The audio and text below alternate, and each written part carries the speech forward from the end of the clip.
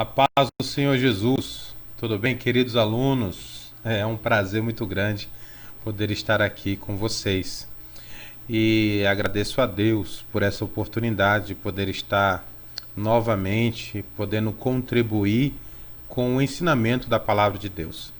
Me sinto muito feliz, muito honrado em poder estar aqui. Agradeço a Deus por essa oportunidade e a diretoria da Assembleia de Deus Refúgio poder estar contribuindo um pouco mais com o ensinamento da palavra de Deus.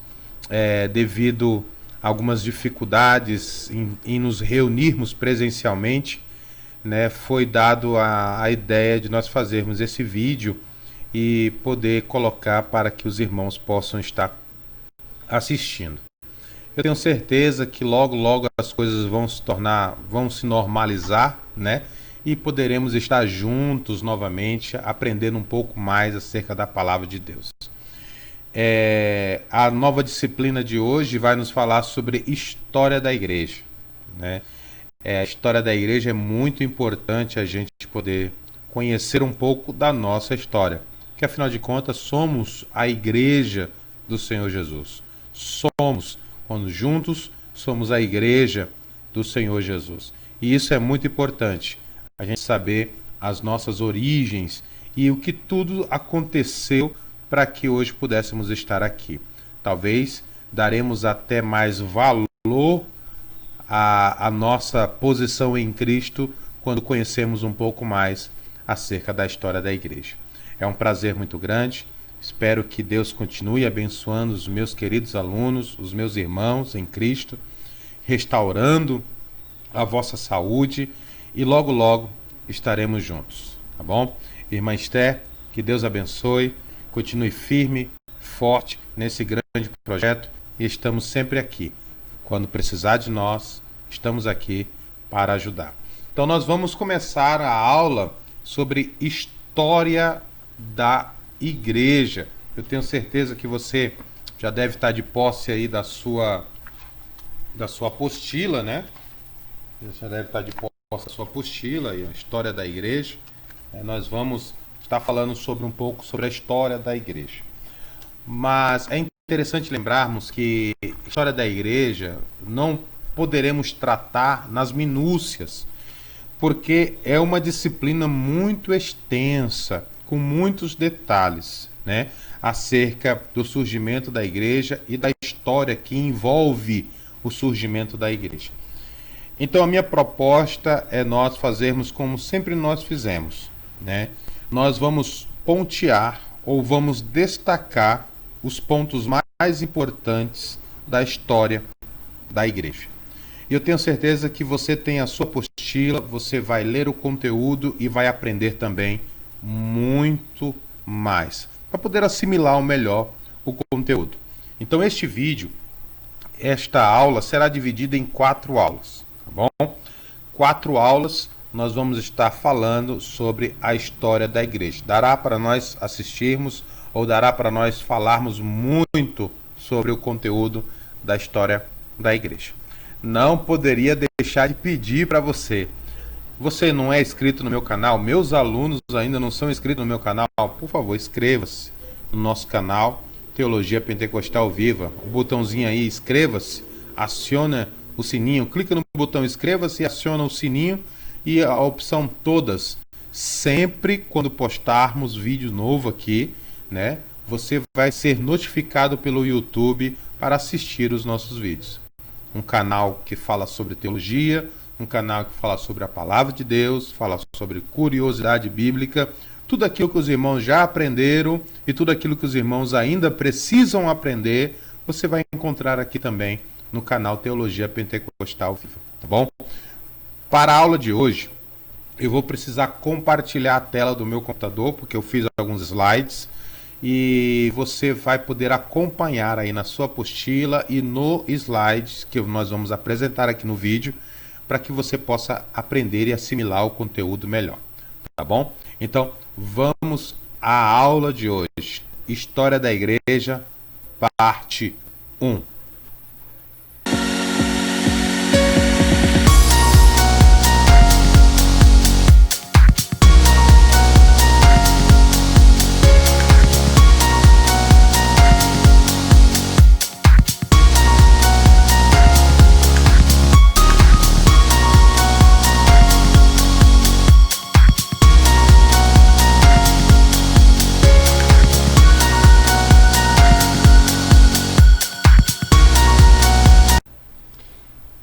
Aqui estamos no compartilhamento de tela.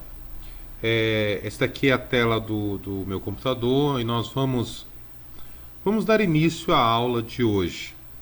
Que Deus possa nos ajudar a compreender, a abrir o nosso entendimento para que a gente consiga assimilar e absorver o conteúdo, que é de suma importância o aprendizado dessa disciplina. Em primeiro lugar, nós vamos falar sobre, nessa primeira aula, nós vamos falar sobre os 3 povos de maior influência que existiram na época.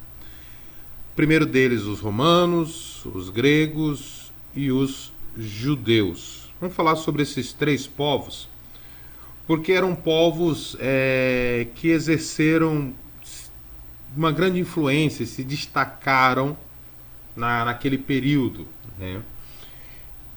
Eu quero aqui aconselhar você, meu querido aluno, que você não fique apenas nessas 4 aulas, que você busque um conhecimento a mais, que você vá atrás de um pouco mais de conhecimento, até porque esta disciplina ela é muito grande.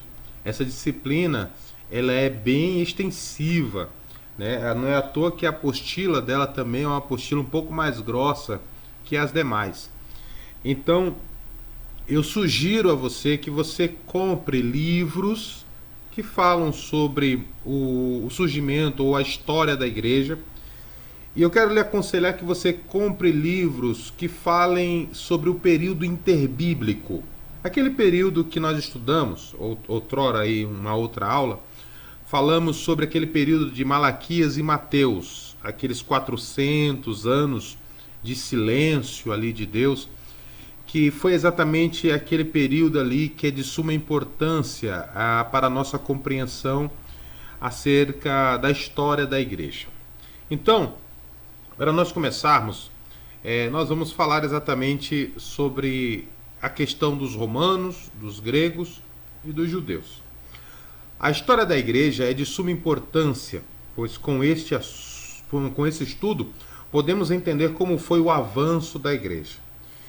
É de suma importância a gente compreender como que a igreja surgiu e como que a igreja avançou, como que a igreja cresceu, porque para ela chegar até os nossos dias de hoje e sermos a igreja moderna, a igreja do Senhor Jesus, hoje, em pleno século XXI, ela passou por diversas situações e diversos acontecimentos, desde o seu surgimento até os dias de hoje. Então, estudaremos a importância do desenvolvimento dos 3 povos que se destacam nessa disciplina, que é os romanos, os gregos e os judeus. Estes 3 povos influenciaram o mundo sem ter a noção de que era Deus trabalhando ou usando a vida desses 3 povos, a história desses 3 povos, Deus usando pessoas desses 3 povos para fazer a vontade dele, da vontade de Deus. Ou seja, Deus estava exatamente no controle de todas as coisas. Deus nunca deixou de estar no controle da história. Deus sempre esteve e sempre estará no controle da história, fazendo uma intervenção quando é o necessário, né? E conduzindo a história da maneira que ele bem propôs e bem quer que seja conduzida, né? Então, todos os períodos da história, Deus estava no controle, Deus estava na direção. Como podemos ver isso? Ou seja, Deus já tinha algo planejado, Deus já tinha algo traçado para a vinda do Messias, para a vinda de Jesus. Gálatas capítulo 4, versículo 4, é um dos textos que nós utilizamos para começarmos a falar exatamente sobre esse período, sobre este tempo. Paulo, escrevendo aos Gálatas, no capítulo 4, no versículo 4, ele diz: mas vindo a plenitude dos tempos. Exatamente, plenitude dos tempos. Não está no singular, está no plural, né? Plenitude dos tempos, vários acontecimentos, várias coisas, várias ações do ser humano para com a sociedade, para com os povos, e foi de suma importância para a história da igreja ou para o surgimento e desenvolvimento da igreja na face da terra. Plenitude dos tempos, Deus enviou seu filho, nascido de mulher, nascido sob a lei. Ou seja, o período que Jesus veio era o período que a lei ainda estava em pleno vigor, né? Eles viviam mediante a lei de Moisés, mediante os mandamentos da Torá, mediante os 613 leis, preceitos e tradições dos anciões, era o que regia a sociedade da época. Avançando um pouco mais, nós vamos já encontrar a história do povo aos romanos, do povo de Roma, o surgimento, né, dessa grande nação. Este povo era uma potência praticamente mundial. Como que podemos se referir? Né? Olha, eu coloquei aqui exatamente um pouco sobre as questões de Roma. A sua região, né, a região que estendia-se o território romano, África, Ásia, Europa, eram os locais aonde o território romano ia se expandindo, né?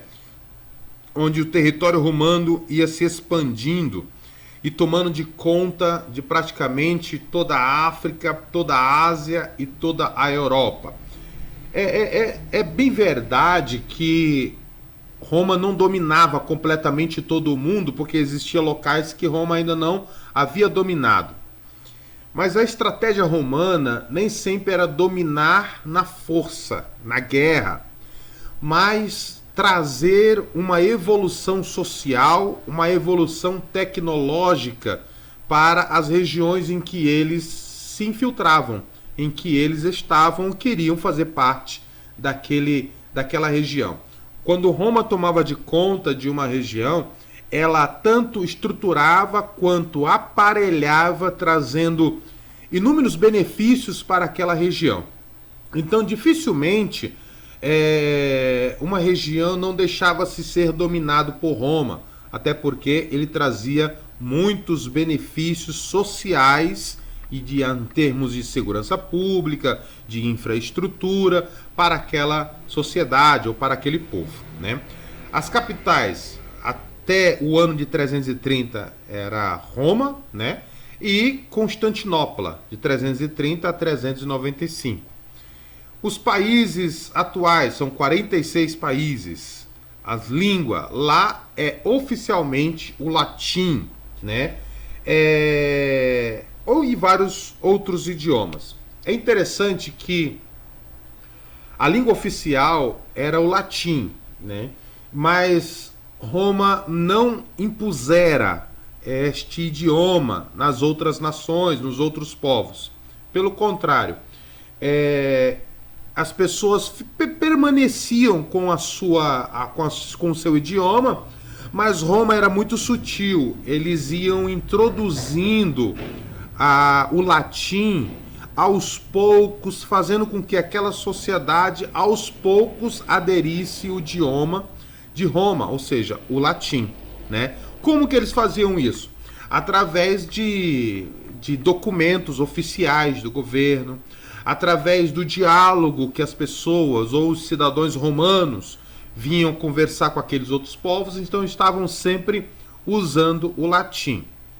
Por exemplo, é como você sair daqui e ir para os Estados Unidos, onde fala o inglês. Você não fala inglês, ou pelo menos uma boa parte das pessoas ainda não dominam esta língua, este idioma. Quando ele chega lá, ele tem que começar a aprender de alguma forma. É óbvio que ele não vai aprender do dia para a noite, mas ele vai começar a se familiarizar com algumas coisas, tipo o local onde ele deve ir, ele já sabe falar inglês, pedir uma informação, ele já aprendeu a pedir aquela informação em inglês. Então, aos poucos, ele vai aderindo ao idioma. Era exatamente isto que acontecia nas regiões que Roma chegava, né? Bom, acerca da religião deste grande império, né? Acerca da religião desse grande império, era o politeísmo. Nós já estudamos algumas aulas anteriores, falamos sobre o politeísmo. Poli vem de vários, né? Vários deuses, né? Ou seja, Roma tinha vários deuses, né? O politeísmo até o ano 380. Até o ano 380 tinha o politeísmo. Depois, nós vamos ver no decorrer da história que eles aderiram oficialmente ao cristianismo.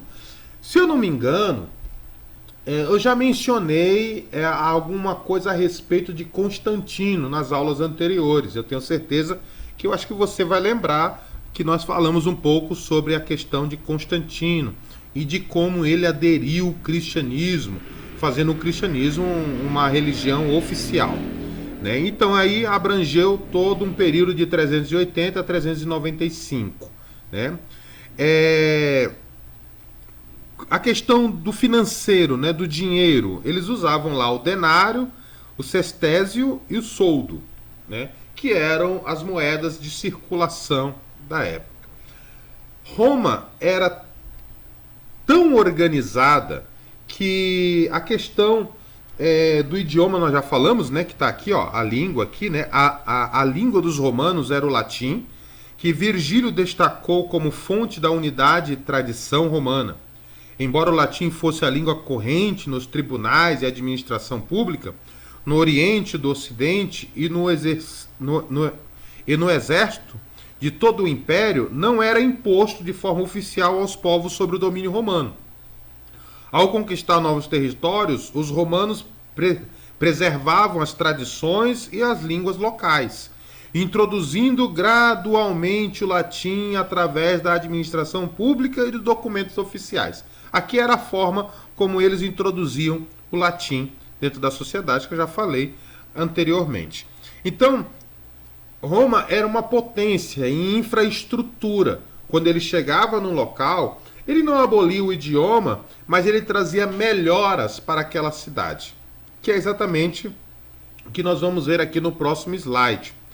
Então você vê, prestando atenção, quando Roma dominava uma região, ela trazia toda uma estrutura social, infraestrutura, saneamento básico, fazia toda uma estruturação dentro daquela sociedade, dentro daquela região.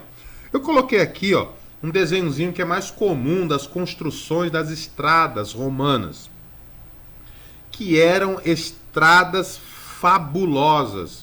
Eram estradas de qualidade, não é que nem as estradas que nós estamos acostumados a vivenciar aqui, né, em Boa Vista, Roraima, né, que chega o período do inverno, parece que o asfalto é feito só de areia, fica aqueles buracos. Você que tem carro, que tem moto e que precisa andar o dia todo ou todos os dias, sabe do que eu estou falando, né? Então, quando Roma chegava, ela fazia toda uma estruturação das suas vias, das suas estradas, das suas ruas, né? E era de excelente qualidade. O mapa aqui ao lado é exatamente a quantidade de estradas que Roma construiu.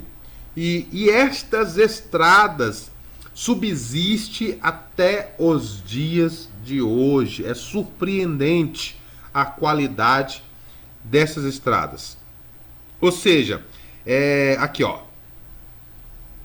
rede de rotas construídas pelo Império Romano percorria cerca de 80 mil quilômetros. 80 mil quilômetros de estradas, né? 80 mil quilômetros de estradas. Esses caminhos conectavam a Europa, o Oriente Médio, tá vendo aqui? Oriente Médio e o norte da África, conforme o mapa, os irmãos podem acompanhar, né?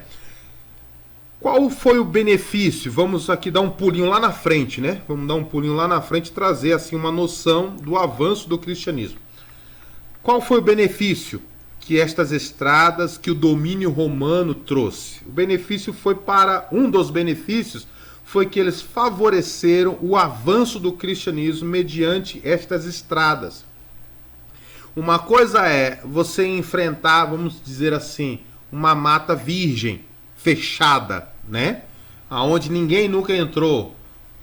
Chega lá o missionário, vai ter que desbravar e abrir o caminho com facão, entrar mata adentro, como muitos, né? Como muitos pioneiros da Assembleia de Deus, muitos pioneiros de diversos outros ministérios que chegaram e tiveram que desbravar matas, desbravar regiões e enfrentando muitos problemas e desafios e perigos, como nós já lemos a história de Daniel Berg e Gunnar Navingre, né, que eles enfrentaram onças, enfrentaram muitos perigos.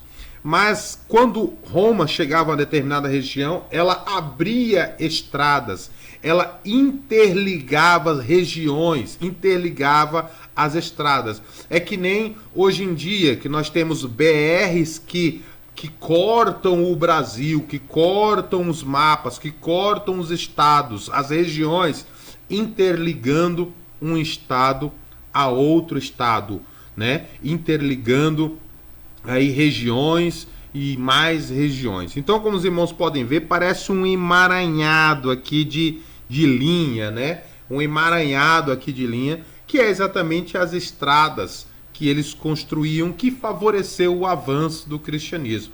Aí você pega uma estradazinha feita bacaninha, né?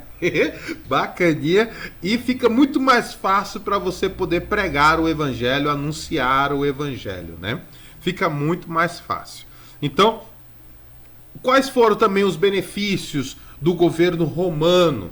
Quais foram os benefícios desse grande império para o cristianismo, né?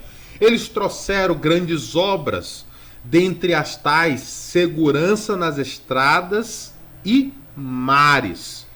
Quando Roma dominava, ele trazia junto com este domínio todo um quartel militar. E que as estradas se tornavam mais seguras e os mares se tornavam vigiados por Roma. Então, os assaltantes, as pessoas de mau caráter, né, que viviam nas estradas, foram varridos das estradas. Foram expulsos das estradas, muitos deles mortos e muitos deles aprisionados até a morte, né? Então, Roma eles favorecia exatamente a segurança nas estradas, aquelas estradas que nós vimos aqui no slide anterior, tá vendo?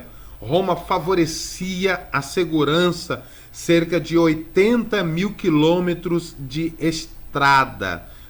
Sempre tinha ali uma vigilância para favorecer a segurança para os cidadãos romanos.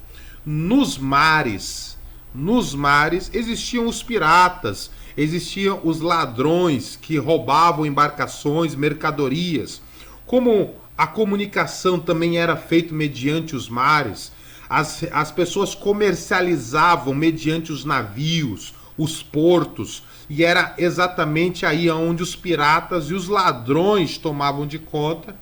E Roma providenciou exatamente o extermínio desses piratas, né? Como colocamos aqui embaixo, com a segurança romana, as estradas e os mares ficaram mais seguros para viajarem, e isso favoreceu o comércio que era feito por terra e pela água, né? Os piratas foram varridos dos mares e os marginais das cidades e estradas, fazendo com que favorecesse o avanço do cristianismo tanto pela terra como pelo mar. Então podemos ver que as grandes obras que este grande império realizou trouxe inúmeros benefícios para a história da igreja. O desenvolvimento da igreja se tornou muito mais fácil através das estradas e da segurança que este grande império, Roma, ele deixou, né, para a sociedade da época, o mundo da época. Este grande império, ele era uma potência na época. Não é à toa que quando Jesus chega, o povo de Israel, o povo judeu, estava sob o domínio romano, né? Nós, quando lemos as páginas do Novo Testamento, em especial os evangelhos, nós podemos perceber que a autoridade governamental ali era exatamente Roma. Então, eles estavam sob o domínio romano nesse período. Então, Roma teve a sua participação muito, muito boa, né, no sentido de oferecer toda uma estrutura, oferecer toda uma condição de estradas, segurança, a tecnologia da época, né, que Roma trouxe, favoreceu muito a questão do crescimento e do avanço, ou melhor, e do surgimento da igreja.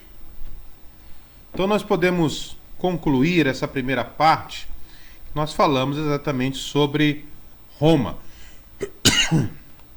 Falamos das estradas, falamos da extensão do território romano, né? Falamos extensão do território romano, os irmãos podem ver, né? Relembrando. Falamos sobre a importância das obras, das vias, das estradas, a qual Roma construiu, né? 80 mil quilômetros de estradas por onde o cristianismo teve acesso praticamente por intermédio de Paulo, né? Teve acesso aí praticamente completamente a toda a Ásia, praticamente quase que o mundo foi evangelizado pelo apóstolo Paulo, né? Falamos sobre a segurança nas estradas e nos mares. Agora nós vamos falar sobre os gregos, né? Os gregos também tiveram a sua importância, né? Há algumas características deste governo, deste império, deste povo, desta nação, né? Que os gregos, eles tiveram uma grande influência, e podemos ver a sua influência até nos dias de hoje. Os gregos, dentro da história da igreja, teve uma grande influência em todas as áreas das civilizações, das sociedades. Nós podemos ver vestígios da influência dos gregos, né? Então vamos lá. Vamos falar aqui um pouquinho sobre os gregos, né? Quem foram os gregos? Quem foram? Sua sociedade, sua influência, sua cultura, sua política e sua educação. São pontos principais que nós temos que estudar. Eu tenho certeza que você, meu querido aluno, aí na sua casa, com a sua apostila, você já poderá ler as páginas que falam sobre a importância desta civilização. Avançando aqui um pouco mais, nós temos aqui um gráfico, eu consegui encontrar esse gráfico aqui, que nos fala exatamente sobre as divisões da sociedade, ou como era constituído a sociedade da época, como era constituído, né? Nós podemos ver aqui, nós temos aqui os cidadãos, né? Que eram homens livres e maiores de 18, filhos de pais atenienses, com serviço militar cumprido e direito a possuir casa, terras e participar do governo da cidade. Então, esses cidadãos, ele constituía quem era classificado como cidadão tinha essas características, né? E também tem essa outra característica aqui, ó, o metecos, né, que também era classificado um determinado grupo de pessoas. Quem eram esses? Eram os estrangeiros, dedicavam-se ao comércio e ao artesanato, não podiam adquirir terras nem casas, não tinham direitos políticos e obrigados a pagar impostos e cumprir serviço militar, né? E também a outra classificação era os escravos, né? Os escravos, quem era? Quais são as características dos escravos? Os escravos, prisioneiros de guerra, que eram quando eles saíam às guerras, tomavam pessoas, deixavam como prisioneiro, né? Eram os escravos, os filhos de escravos, ou seja, os escravos que no seu período ali eles tinham filhos, né? E esses filhos se tornavam logicamente escravos, né? Cresciam e logo estavam ali sobre a escravidão. Não possuíam quaisquer direito nessa classificação da sociedade, desse grupo social. Eles não tinham nenhum tipo de direito, né? Faziam os trabalhos mais pesados na agricultura, artesanato, minas e serviços domésticos. Então, esses eram exatamente os escravos. A sociedade dos gregos era exatamente dividida praticamente desta forma, onde a sociedade vivia num sincronismo, né? Vamos dizer desta forma. Avançando um pouco mais, quando o cristianismo surgiu, o povo grego já estava lá e já tinham influenciado os povos que habitavam na região do mar Mediterrâneo. Sua cultura era extremamente forte, ao ponto de deixar sua marca na história. A área da democracia, filosofia, educação, idioma e política, até os dias de hoje, estão carregados desta cultura. Nós podemos ver muito claro, né, a cultura dos gregos até os dias de hoje, dentro da democracia, dentro da filosofia, dentro da educação, do idioma, dentro da política. Nós vamos encontrar as raízes daquilo que nós temos hoje como cultura, exatamente neste povo, né, no povo grego. Ou seja, quando se trata de filosofia, o povo grego se destaca, né? Grandes filósofos, que surgiram aqui, ao longo do tempo. Os irmãos podem observar aqui, né? Taletes de Mileto, a água é a origem do mundo, e aí ele vai, né? Heraclitos, tudo se encontra em permanente mudança. Nunca nos banhamos duas vezes na mesma água de um rio. Né? São frases que grandes filósofos da época deixaram registrados e que até hoje nós estudamos estas frases, né? Esses pensamentos. Sócrates, o conhecimento nasce na dúvida, só sei que nada sei.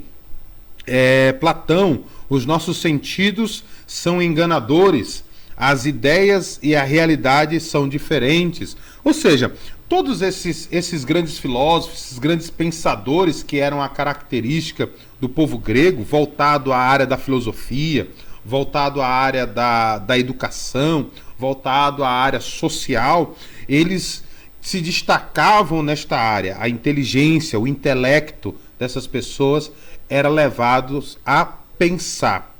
Ao longo do curso, ao longo dos estudos, nós vamos perceber a importância da filosofia para a teologia. A filosofia praticamente são as bases da teologia. Nós somos levados a pensar, né? E é exatamente o que a filosofia faz conosco. Nos estimula ao raciocínio. Temos aqui o pai da medicina, que também está dentro da área filosófica, né? Hipócrates era um médico, né? Ele é considerado o pai da medicina, né? E também Pitágoras, né? Temos uma escola chamada Pitágoras, né? Que é exatamente o mentor ou pai aí da matemática, né? Que ele desenvolveu os cálculos. Então, nós podemos ver o quê? Que dentro dessa cultura dos gregos, essa cultura deles era tão forte que até hoje permanecem os seus estudos desses pensamentos filosóficos, desses homens que se destacavam dentro da filosofia. É interessante nós lembrarmos que a igreja do primeiro século, ela foi muito influenciada pela cultura grega. quando nós formos estudar um pouco mais aprofundado sobre essa questão, nós vamos ver que a igreja era influenciada pelos pensadores filósofos da época, principalmente a igreja de Corinto. Se eu não me engano, eu acho que eu já mencionei isso para os irmãos em uma aula que nós estávamos falando sobre as epístolas paulinas, e que eu mencionei que a igreja de Corinto estava sendo influenciado pela filosofia da época. Lembra daquela aula que eu falei assim, uns dizem que sou de Paulo, outros sou de Apolo, sou de Cefas, e eles estavam com a mesma mentalidade da sociedade da sua época, dizendo, olha, esse filósofo é o melhor, não, o outro filósofo é o melhor, não, esse outro filósofo é o melhor. Então, praticamente a igreja estava aderindo ao pensamento filosófico daquela época, né? Então, avançando aqui um pouquinho mais, está dentro das questões da filosofia, é exatamente o questionamento. Por que a filosofia é tão importante para a teologia e para a igreja de hoje, né? Se a igreja de hoje botasse a mente um pouco para funcionar, porque a questão não é só da fé, a questão é racional também, né? Perguntas, questionamentos como surgiu o mundo, o que são o bem e a beleza, como alcançar a justiça, o que é ser sábio, são expressões dentro da filosofia que faziam com que as pessoas pensassem. Um grande filósofo chamado Sócrates gostava de colocar em questão ou botar questões para os seus alunos poderem pensar. Hoje em dia nós temos o costume e o hábito de pegar já tudo mastigado e não pensar se aquilo que está sendo falado é verdadeiro ou não. A filosofia ela é muito importante para a área da teologia e para a igreja. Então, eles gostavam do quê? Eles gostavam daquilo que era novo, daquilo que era racional, daquilo que tinha sentido, né? Então, eles se chocavam um pouco dentro da cultura do cristianismo, porque eles não conseguiam entender algumas coisas, porque eles pensavam 100% racional. E nem tudo nós temos como racional dentro do cristianismo, né? Muitas coisas nós acreditamos mediante a fé. Nós acreditamos mediante a fé. Então, quando nós vamos estudar, nós vemos que o povo grego, ele teve uma grande influência, principalmente na questão do idioma, né? Qual era a língua que eles falavam? Eles falavam o grego koiné. Tá vendo aqui? Grego koiné, ou conhecido também como grego comum, né? Aqui eu coloquei aqui algumas palavras no grego koiné, né? Zoe, né? Que significa vida, né? E hagion, que significa santificação. Aqui é como se escreve, né? A transliteração e a transliteração e a pronúncia, né? Tá aqui. Transliteração, zoe, e a pronúncia que é zoe, né? E é transliterado como vida. Então, o idioma, o grego, ele é exatamente o que o Novo Testamento foi escrito. O Novo Testamento foi escrito em grego. O grego é tão importante que ele é como como é que eu posso dizer? Ele é como o inglês hoje em dia, né? Em todo local do mundo se fala o inglês, né? Você sabendo falar um inglês, você consegue andar o mundo todo, se comunicar normalmente, porque é uma língua que o mundo todo está espalhada pelo mundo todo. Então, o idioma, o grego koiné, o grego comum da época, era a língua falada daquela época. Então, isso facilitou muito para a propagação do evangelho. Ou seja, as bases que esse grupo social trouxe, os gregos, foi de suma importância para a igreja. A igreja no pensamento, a igreja na educação, a igreja dentro da filosofia, a igreja trazendo um conhecimento a mais e a igreja se comunicando através do grego, né? Anunciando através do grego. Paulo pregando, Paulo anunciando, os demais falando, pregando, a igreja anunciando. né, o evangelho no idioma grego. Então eu coloquei aqui para os irmãos terem uma ideia uma linha do tempo aí mais ou menos sobre a questão do grego, né? Nós podemos ver que aqui em 1500, né, é o formativo, o grego formativo, 900 o grego clássico, né, que é o grego clássico. Na morte de Cristo, que é a Septuaginta, né, LXX.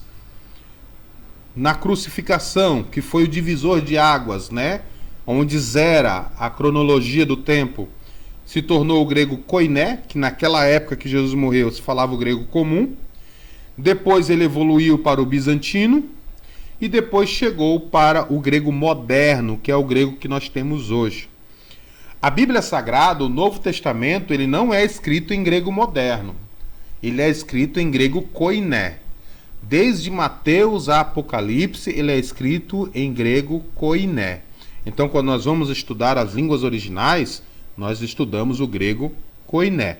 Mas também é bom você saber um pouco do grego moderno, para que você entenda algumas variações da língua grega, né?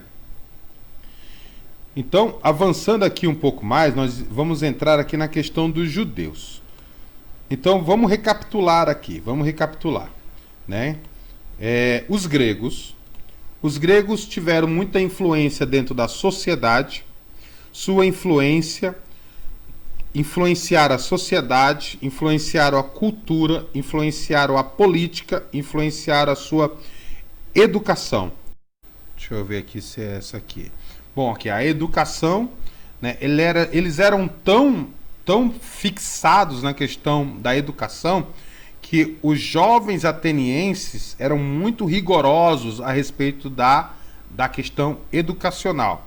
Olha, com 7 anos, os rapazes aprendem a ler, a escrever e recitar poemas heróicos com o gramático e a tocar um instrumento com o citarista, né? Aos 12 anos, fazem a preparação física como a pedótriba, né? Aos 15 anos, aprendem a argumentar e falar bem. É interessante quando nós olhamos a questão social dos gregos, que a filosofia era exatamente a arte de falar em público e trazer perguntas e questionamentos em público, né, sobre algumas questões filosóficas, algumas questões da vida. Nós temos também outros aqui sobre a política, aqui, características de democracia ateniense, né, os atenienses: democracia da direita, igualdade, mistoforia, rotatividade dos cargos. Ou seja, toda a estrutura política que nós temos hoje tem as suas raízes exatamente dentro dessa cultura, dentro da cultura grega. Nós encontramos muitas questões de ensino, muitas questões de aprendizado, né, dentro dessa cultura. Voltando aqui ao nosso slide, deixa eu excluir aqui. Então, a filosofia grega, ela trouxe grandes bases para o nosso pensamento. Então, quando nós vamos estudar, é muito importante nós conhecermos a filosofia grega. É muito importante nós conhecermos esta cultura, né? Ela trouxe exatamente grandes pensamentos sobre a vida, sobre a morte, sobre a vida após a morte, sobre o corpo, sobre a alma, né? Sobre todos os conceitos gerais que envolvem a vida. Os gregos pensavam, filosofavam, estudavam, e eles eram muito voltados a estas questões. Tudo que era novo, tudo que era novidade, para eles eram muito atrativos, né? Isso favoreceu a divulgação do Evangelho, a pregação do Evangelho. Nós vamos chegar aqui à questão dos judeus, né? A questão dos judeus. Nós estamos chegando aqui à questão dos judeus. E é exatamente um povo que nós podemos ver que este povo era o grande povo predominante no sentido social da época, nas questões religiosas, o povo a qual a Bíblia se concentra. Mateus, Marcos, Lucas, João, eles tratam praticamente em quase 100% dentro da cultura dos judeus, né? Tratando-se do sentido da palavra, né? A palavra judeu originalmente era usada para designar os filhos de Judá, os filhos de Jacó. Posteriormente, foi designado aos nascidos na Judéia. Há sempre uma evolução social e cultural dentro desse povo, né? Eles eram chamados filhos de Judá, os judeus, filhos de Jacó, chamados judeus, e posteriormente quem nascia na Judéia era chamado de judeu. Depois da libertação do cativeiro da Babilônia, os hebreus começaram a ser chamados de judeus, né? Nem sempre, em toda a história dos judeus, eles foram chamados de judeus, né? Há uma classificação nominal para cada fase da história deste povo. Primeiro, eles eram chamados de hebreus. Depois, foram chamados de povo de Israel. Depois, foram chamados de judeus. Então, há uma classificação ao longo da história, uma classificação nominal ao longo da história para designar o povo a qual Deus escolheu para ser o seu canal de bênção para as outras nações. A palavra portuguesa judeu se origina do latim judaeu, né? Judaiou, e do grego iodaios. Ambas palavras vêm do aramaico, que pronuncia Yahud. O primeiro registro do vocábulo em português foi no ano de 1018. 1018 foi o primeiro vocábulo em português que foi usado. A participação dos judeus é de extrema importância para o cristianismo. O cristianismo nasceu dentro do judaísmo. O cristianismo nasceu dentro do judaísmo. Porque Jesus era judeu, né? Os discípulos, a sociedade que eles estavam vivendo, era uma sociedade com hábitos, cultura, costumes judaicos, leis. Era judeus, a Torá, os mandamentos, né? As tradições dos anciões, tudo voltava em torno das questões judaicas, né? A origem dos judeus é tradicionalmente datada para aproximadamente 2000 anos na Mesopotâmia, quando a destruição de Ur e da Caldeia forçou a população a imigrar para outros lugares. A família de Abraão estava entre aqueles que estavam migrando para a Síria. Abraão é considerado o fundador do judaísmo. Aqui é algo muito interessante. Quando nós vamos estudar a respeito da origem do judaísmo, nós vamos entender o porquê que Deus mandou Abraão sair da terra de Ur, né? Quando nós lemos ali Gênesis capítulo 12, nós não imaginamos o que se passava socialmente, né? Nós não imaginamos o que acontecia na sociedade daquela época. Sempre quando nós vamos estudar, nós vamos falar que Abraão era um idólatra, Abraão foi escolhido por Deus, mas ele era, como falar assim, ele era um gentil, né? Não tinha nada de judeu, não tinha nada de hebreu, né? Abraão, ele era idólatra, o pai de Abraão também idólatra, o pai de Abraão, segundo os estudiosos, ele era um fabricador de ídolos. E quando a história vai nos dizer que quando estava tendo a destruição de Ur e da Caldeia, muitos povos, aquela sociedade, aquele povo ali, estava sendo obrigado a se mudar, a se espalhar para ir para outro canto. E foi exatamente aí que Deus disse a Abraão: sai-te da tua terra, do meio da tua parentela, da casa de teu pai, e vai para a terra que eu te mostrarei. Né? Então, nós podemos ver que Deus, ele já estava trabalhando na origem do povo escolhido por Deus, né? Deus escolheu essa nação para ser uma nação abençoadora, para ser a representante de Deus na terra. O judaísmo, ou os judeus, é o berço do cristianismo. O cristianismo tem muitas raízes judaicas, no sentido de crença. Há algumas variações, né, dentro do cristianismo. Crê-se que existe um único Deus, mas que subsiste em 3 pessoas. Dentro do judaísmo, não. Dentro do judaísmo, eles não acreditam na Trindade. Eles não acreditam que existe o Pai, o Filho e o Espírito Santo. Eles acreditam que é apenas Deus e acabou, né? Não tem essa divisão, vamos dizer assim, né? Não tem essas personalidades diferentes dentro da divindade. Não existe para o judaísmo. Mas eles acreditam num único Deus, assim como nós acreditamos num único Deus verdadeiro.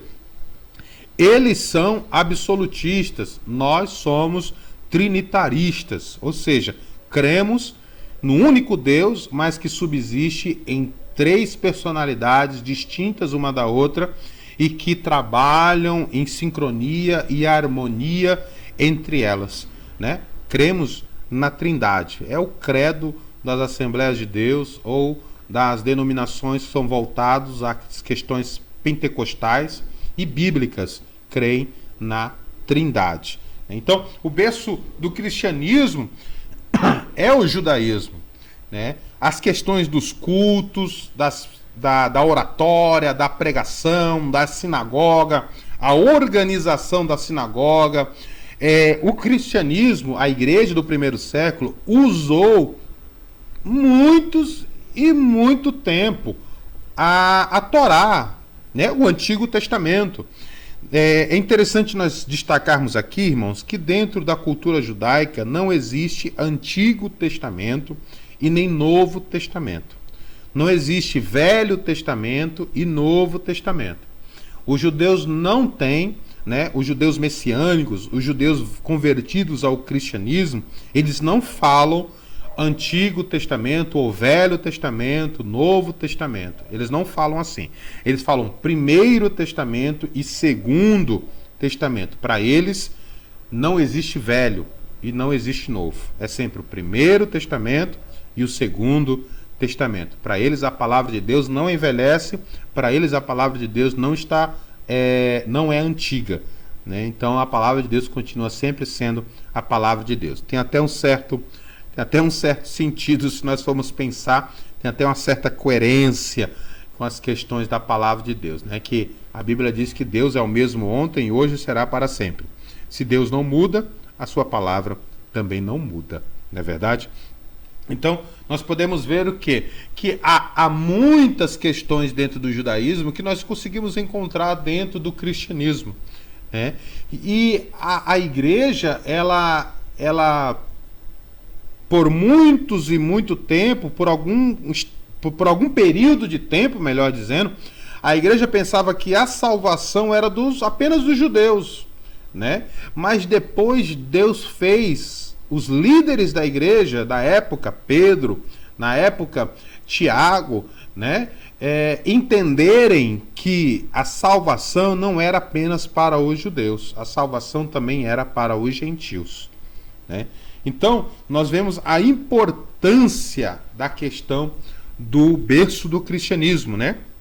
Olha aí, o judaísmo serviu de berço para o cristianismo teve sua origem dentro do judaísmo, até porque Jesus era judeu, né? A concretização do Primeiro Testamento e no Segundo Testamento, como eu falei anteriormente, os judeus não tratam como antigo ou como velho, né? Nem como novo. O conceito de separação, de vida moral, ética, organização, conceitos religiosos, isso tudo nós encontramos dentro do cristianismo, que tem como base o judaísmo, né? O conceito de vida separada, né? Dentro do judaísmo nós encontramos a expressão sejais santo, nós encontramos a preocupação dos líderes religiosos em estar santificados, purificados, fala-nos sobre vida moral, moralmente, as leis morais de Deus, né? Também estão impregnadas dentro do cristianismo. A ética, que também está impregnada no judaísmo, que também está sobre o cristianismo. A organização, os judeus é extremamente organizados, extremamente zelosos pelas questões religiosas, e é exatamente esse cuidado que o cristianismo tem e deve permanecer tendo. Os conceitos sobre as coisas espirituais, as coisas de Deus, que devem ser levadas a sério. Então, o judaísmo carrega uma esperança, né? Qual é o conceito? O judaísmo carrega uma esperança. Qual é essa esperança? A vinda do Messias. Da mesma forma, o cristianismo acredita no Messias. Só que para o cristianismo, o Messias já veio. O Messias já veio. Para o judaísmo, o Messias ainda virá, né? Então, mas mesmo assim eles acreditam que virá o Messias. Eles só não acreditam que o Messias que veio, Jesus é o Messias. Eles não acreditam, mas eles ainda vão crer quando o Senhor voltar com a sua igreja, né? Quando ele voltar conosco, porque primeiro virá o arrebatamento, vamos para a boda do Cordeiro e depois retornaremos junto com ele, né? E os judeus verão ao Senhor Jesus e reconhecerão que ele é o Messias prometido. Eles esperavam alguém que o cristianismo oferece. É interessante e nós podemos ver que não só o judaísmo, mas também, lembra da passagem de João, capítulo 4, a mulher samaritana? A mulher samaritana, no capítulo 4 de João, do Evangelho segundo escreveu João, ela declara que eles estavam esperando o Messias. Nós já estudamos isso e nós falamos sobre a mistura de raças, né? A mistura de origens do povo dos samaritanos. E eles eram um povo que acreditavam no Messias, seguiam as leis da Torá, seguiam os mandamentos, tinham cultos, eram religiosos, assim como os judeus, né? Os judeus tinham raiva dos samaritanos, não se comunicavam, porque diziam que os samaritanos não observavam a lei cerimonial de purificação, eram imundos, né? Etc, etc e tal. Mas eles tinham essa esperança da vinda do Messias, e até que Jesus diz para aquela mulher: eu sou, eu que falo contigo. Jesus se revela como o Messias para aquela mulher, a mulher samaritana, e assim se revela como um Messias tão esperado pelo judaísmo e pelos samaritanos, né? Que o Messias que o cristianismo prega. Então, nós podemos ver a importância desses povos dentro do conceito da história da igreja, né? Os romanos, os gregos e os judeus, né? Os romanos na construção, na extensão do seu território, né? Na construção de estradas, na segurança das estradas, na segurança dos mares. Os gregos contribuíram com a sua sociedade, com a sua filosofia, com a sua cultura, com a sua educação, com o idioma, né? O idioma que eles contribuíram, o grego koiné, o grego comum, né? Que foi exatamente o Antigo Testamento foi traduzido para o grego, que nós chamamos de Septuaginta, né? E o Novo Testamento foi escrito em grego.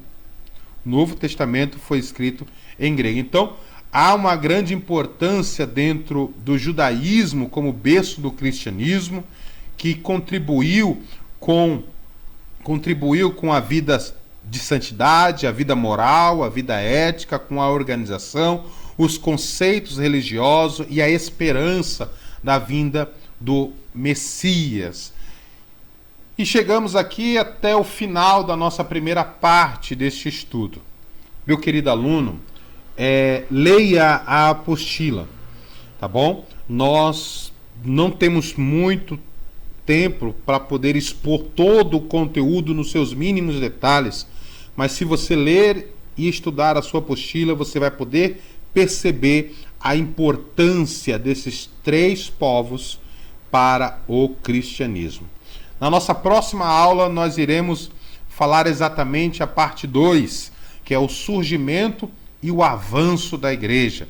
Vamos falar sobre a expansão da igreja, as perseguições, os pais da igreja, os perigos das heresias, o que a igreja do Senhor Jesus enfrentou na sua expansão. Lembra lá? Atos 1:8, ide por todo mundo, pregai o evangelho, né? Sereis minhas testemunhas, pregai em Jerusalém, Judéia e Samaria e até os confins da terra, né? Atos 1:8.